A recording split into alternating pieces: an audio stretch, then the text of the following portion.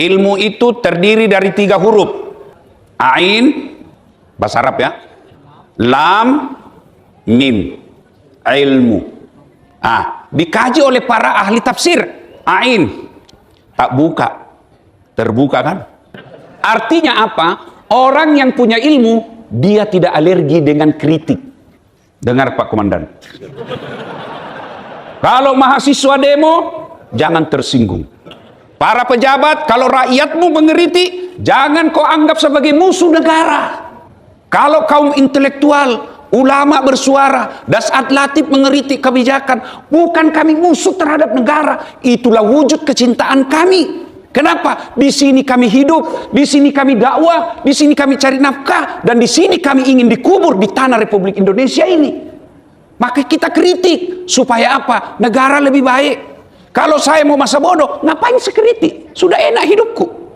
Tapi wujud kecintaan. Pak Rektor, kalau adik-adik mahasiswa demo, jangan dianggap musuh kampus. Itu bagian daripada kecintaannya kepada kampusnya. Tuan-tuan polisi, kalau rakyat mengeritik polisi yang oknum, jangan dianggap itu musuh polisi. Justru itu vitaminnya polisi, supaya polisi betul-betul menjadi pengayom, pelindung, dan pelayan masyarakat. Itu orang ilmuwan, Pak, tidak alergi dikritik. Dia senang kalau dikritik. Karena memang ilmu itu ada batasnya. Saya tahu tentang ceramah, tapi kasih dokter penyakit apa, saya tidak tahu. Itulah gunanya. Kenapa Allah tidak kasih semua kita ilmu?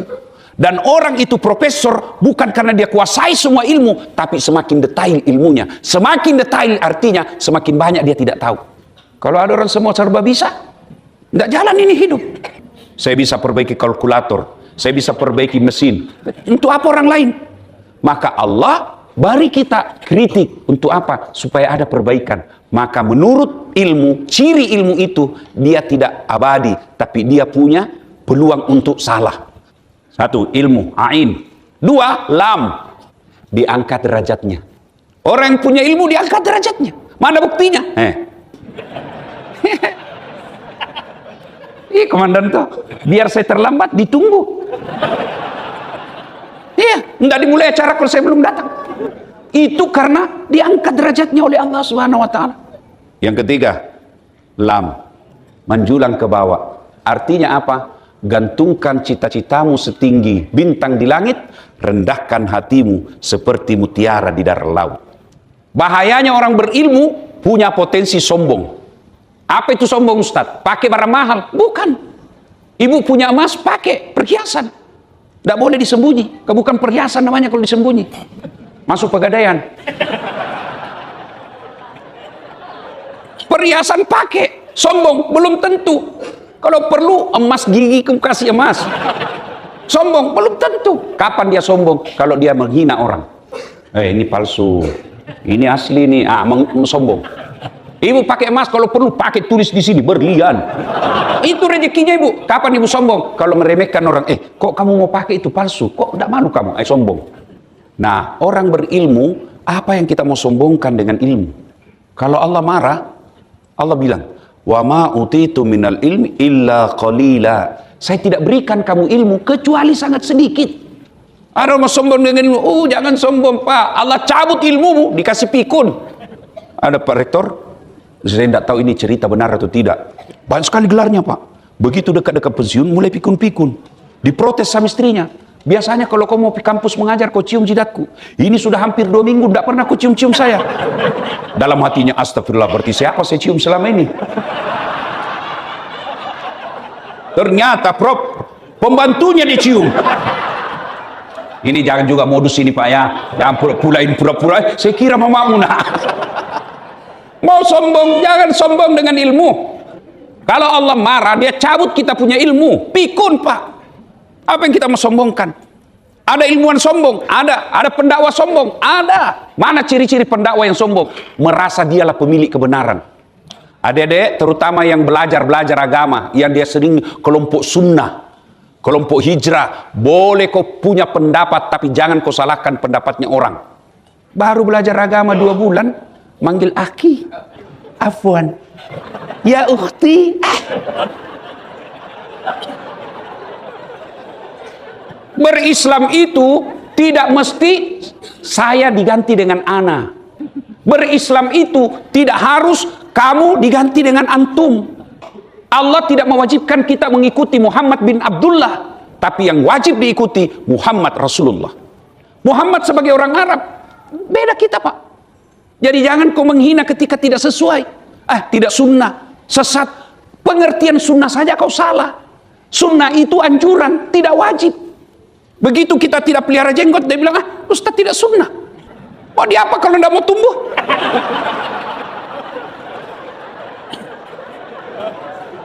Adik-adik sekalian, kalau kau berbeda pendapat, hargai pendapat orang lain. Bikin ceramah, kadangkala menakutkan. Judul ceramahnya, 20 kesalahan orang yang berjamaah. Bagaimana cakap orang berjamaah kok salah? Kenapa kau tidak bikin ceramah 20 kesalahan orang yang tidak berjamaah? Hanya karena berbeda, seperti dia merasa panitia hari kiamat. Kalau mau, laksanakan yang kamu yakini, hormati yang berbeda dengan kamu. Mau 20 rakaat silakan. Mau 8 rakaat silakan. Bahkan mau tidak tarawih pun silakan. Orang saja meletakkan tangan setelah takbirkan beda-beda. Allahu Akbar, ada yang begini. Allahu Akbar, ada yang begini. Allahu Akbar, ada dewa pusat. Allahu Akbar. Benar ini Bu, benar. Allahu Akbar. Syiah begini. Ya? Ada yang katakan dia bela Yahudi daripada Syiah. Syiah katanya kafir. Dari mana kau belajar? Kau ajar kita toleransi sama Yahudi. Kau musuhi Muslim. Kau ajar kita toleransi non Muslim. Syiah kau musuhi. Begini. Boleh semua itu, ada semua dalilnya. Mana yang tidak betul? Kalau kau pakai semua.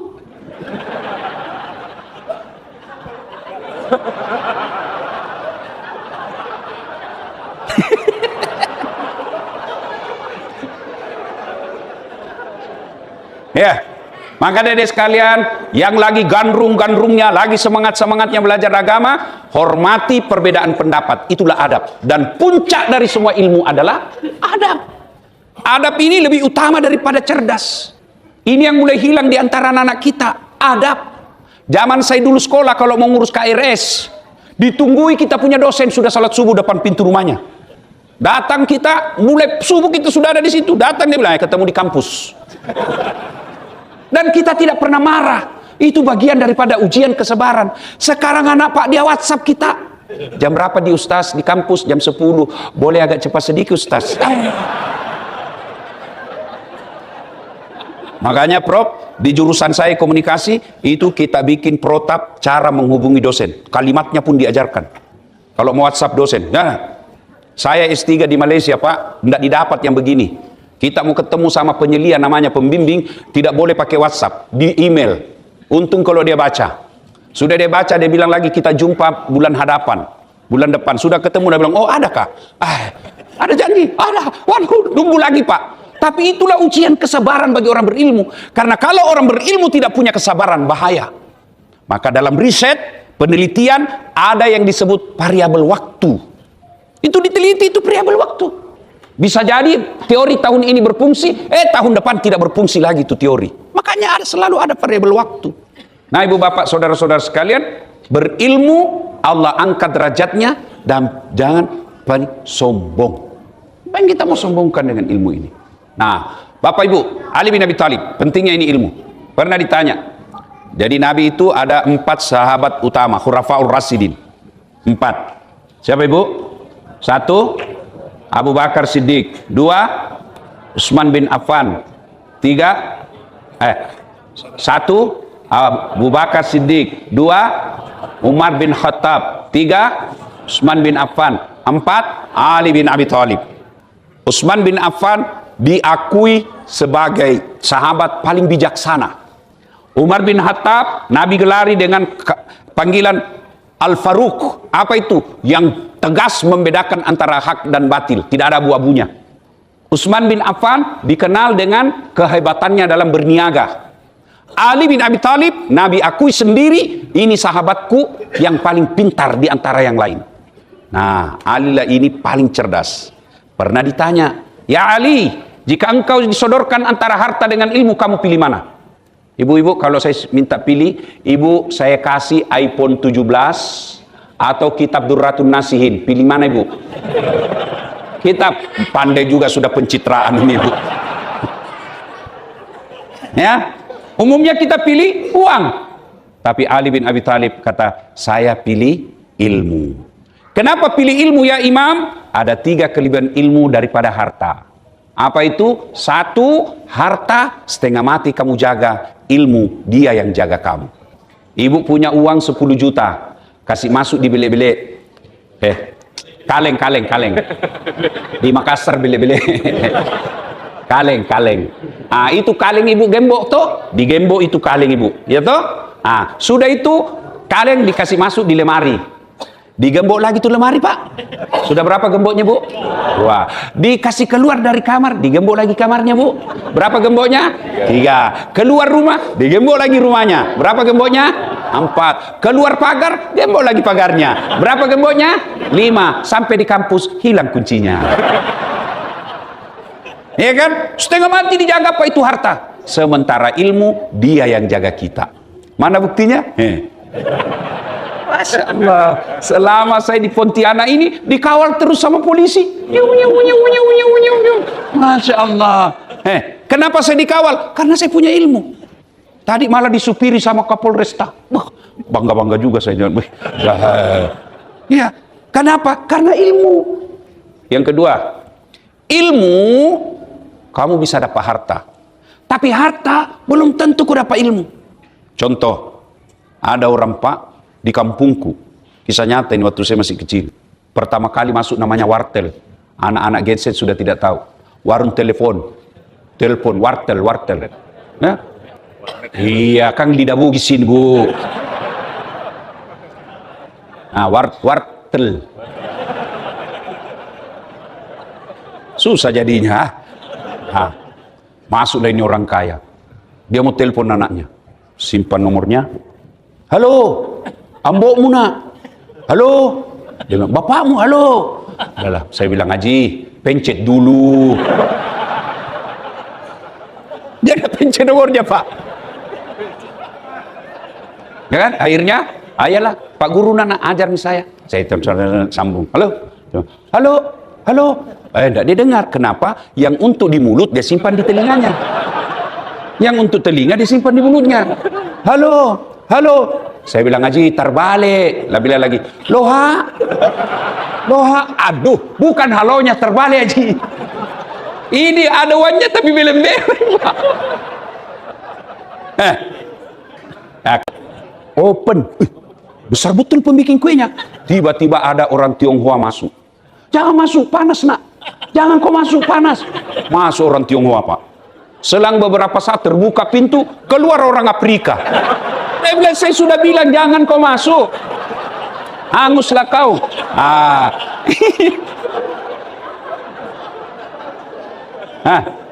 Itu banyak duitnya, tapi tidak punya ilmu, menderita dia pak. Sebaliknya, dengan ilmu kau bisa dapat harta. Orang punya ilmu pak, dilempar kemana dia bisa hidup dengan ilmunya. Tapi sebanyak apapun duitmu pasti habis. Dan uang bisa dicuri, uang bisa habis. Tapi kaya Ustadz dia, tidak bakal miskin itu Ustadz. Dia sampai 7 turunan tidak akan miskin. Masalahnya kamu turunan ke-8.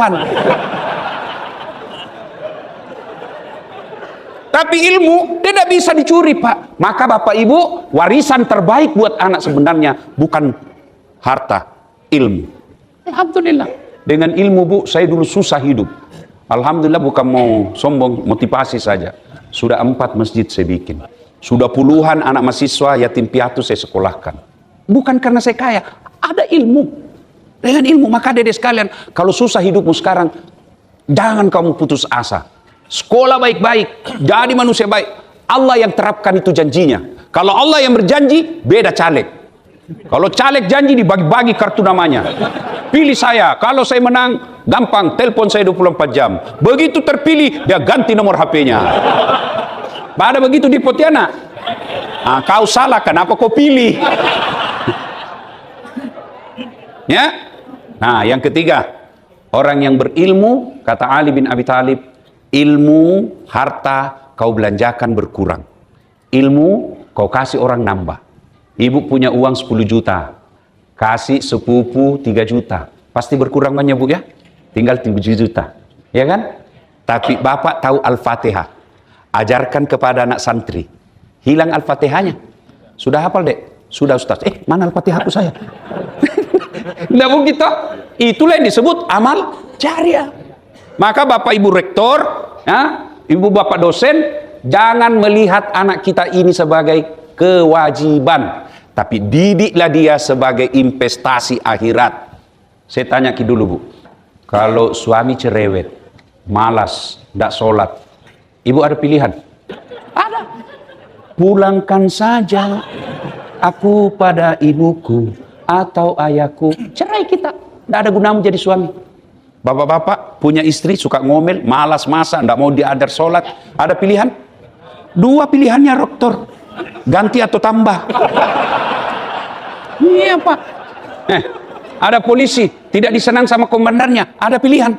Ada. Apa pilihannya? Pensiun dini.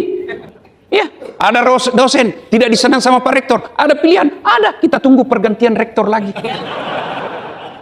Iya toh? Tapi ketika masuk kubur, ada pilihan? Ada pilihan? Senang tidak senang, kau tinggal di situ. Tidak boleh. Keluar dulu deh.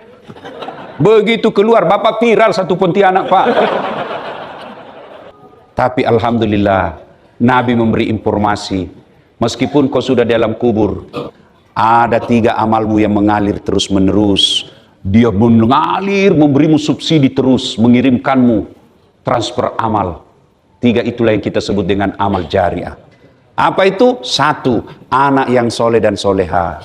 Ibu-ibu, Bapak dosen, jangan lihat anak ini sebagai kewajiban kita mendidik, tapi lihatlah dia sebagai inventaris kita. Saya kalau mengajar Bu, biar bukan mahasiswa saya masuk kadang-kadang mengintip. Ingat, kenapa? Karena selain saya ajarkan ilmu komunikasi, saya ajarkan juga dakwah, akhlak. Cewek-cewek yang tidak sopan bajunya, Dek, baik kau cantik sekali, tapi kau siksa saya Dek. Jadi bagaimana Ustaz? Kau tunggu saya di luar. Tetap kau absen, tapi kau mengganggu. Kenapa? Hilang konsentrasi saya. Bayangkan komandan kalau dia putih cantik baru duduk begini depan kita. Saya ini begini terus. Saya bilang, kau di luar aja deh ya. Tapi saya tidak diusir dia. Dek, kamu cantik begitu, tapi kau mengganggu saya. Kau absen di luar. Ya, ahlak. Dilihat anak-anak kita, tegur. Tujuan kita bukan saja mengajar, tapi mendidik. Supaya apa? Kalau dia nanti menjadi manusia terhormat, kita dapat transferan amal. Anak itu Bu, anak bukan sekedar dalam Islam yang dilahirkan oleh istri. Bagaimana yang ibu-ibu yang tidak punya anak? Bagaimana bapak-bapak yang Allah takdirkan tidak punya anak? Bagaimana ibu-ibu yang tidak punya jodoh dan meninggal? Berarti tidak punya masa depan dong untuk anak soleh. Tidak, putus asa jangan. Caranya apa? Kalau kita lihat anak kita, aduh 3 anak saya tidak ada beres. Oh, ada anak situ 1, anak jurusan ini, dia penghafal Quran. Baik, saya urus ini. Itu sama hukumnya anak kandung sendiri. Coba bayangkan, betapa transferan amal dia dapat guru-guru saya. Yang ngajari saya public speaking. Yang mengajari saya komunikasi massa. Yang mengajari saya mengaji. Berapa ilmu, berapa juta orang Pak yang menonton. Dan dia amalkan. Guru saya dapat transferan amal dari saya. 2. 2. Yang mengalir terus, menerus. Meskipun sudah dikubur. Adalah harta yang telah disedekahkan. Bu-ibu. Halo Ibu. Kalau Ibu meninggal, siapa yang pakai emasnya Ibu? Anak. Istri kedua.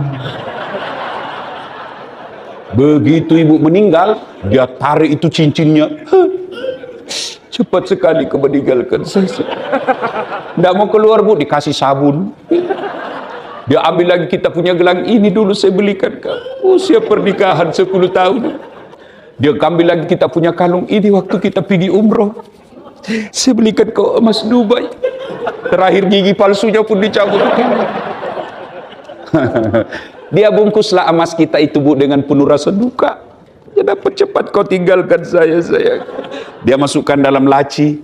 3 bulan kemudian reuni fakultas. Ketemu temannya yang sudah janda.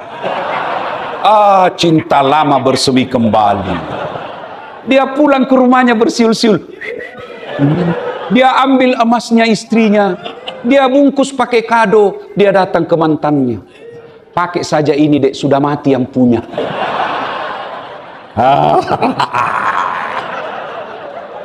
Daripada dipakai istri kedua, lebih baik ibu kirim sekarang ke kubur.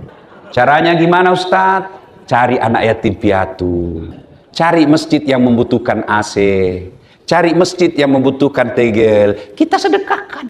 Itulah yang disebut pandai menyikapi harta. Ya, itulah yang mengalir terus. Yang ketiga, yang menolong kita di alam kubur nanti adalah ilmu yang bermanfaat. Subhanallah, Allahu Akbar, Alhamdulillah. Berkumpul ketiga-tiga ini di kampus. Maka merugi Bapak Ibu dosen, adik-adik mahasiswa, kalau kau tidak gunakan kampus ini untuk investasi tiga. Dosen, jadikan anaknya orang soleh dan soleha. Dua, sedekah. Sedekah tidak mesti duit, sedekah ilmu. Orang kaya sedekahnya hanya masuk surga paling cepat dengan harta. Jalur lain bisa tapi repot. Coba lihat, ada di sini tabungannya 10 miliar. Ada. Berarti orang kaya tidak mungkin bisa masuk surga melalui majelis seperti ini. Ayo. Ada kita lihat orang subuh keliling, orang kaya yang 10 miliar duitnya datang ke masjid. Tidak ada. Berarti peluangnya masuk surga melalui subuh keliling tidak ada. Tapi orang kaya bangun masjid ada. Orang kaya sumbang ini ada. Berarti jalurnya orang kaya masuk surga dengan cepat hanya dengan hartanya. Maka rugi kalau harta dia tidak gunakan untuk masuk surga. Nah, kita dosen, sedekah kita ilmu. Itulah sedekah kita. Ajarkan anak-anak kita. Itu sedekah dengan ilmu. Yang ketiga adalah ilmu yang bermanfaat. Semua tergabung Pak. Sedekah dengan ilmu yang bermanfaat itu juga. Maka ajarkan. Maka di kampus inilah kita kumpulkan baik-baik. Semua itu akan terwujud kalau kita mendekatkan diri kepada Allah Subhanahu wa taala. Tidak mungkin kita punya kemampuan untuk menjadikan anak kita soleh dan soleha kalau jauh dari Allah. Tidak mungkin punya sifat dermawan kalau kita jauh dari Allah. Tidak mungkin ilmu yang baik-baik kita transfer kalau kita jauh dari Allah. Maka Allah mengharuskan kita, mengajak kita untuk mendekatinya dengan cara apa? Puasa Ramadan, hadir Ramadan. Karena konsumsi sudah keluar, itu kode berarti kita sudah harus selesaikan ceramah.